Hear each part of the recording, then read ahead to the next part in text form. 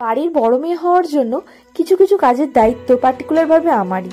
আর যেহেতু আমাদের বাড়িতে সেইভাবে কোনো মেয়ে নেই, মানে বোনেরা বাইরে থাকে, আর ভাইগুলো তো এইসব কাজ করবে না, আর ওরা ধারে কাছে আসেও না, তো আমি এগুলো প্রথম থেকে করে আসছি। আর সব থেকে বড়ো কথা, আমি অভ্যস্ত এগুলোর সাথে, কারণ প্রথম থেকে করি সেই জন্য, আর আমার ভালোও লাগে। তো এই বাড়ির সামনের মনসা গাছটা অনেকটাই বড় হয়ে গেছিলো বলে আজকে কাটা হলো। আর তার জন্যই পুরোহিত মশাই মানে পল্টু দাদাকে ডাকা হয়েছিল।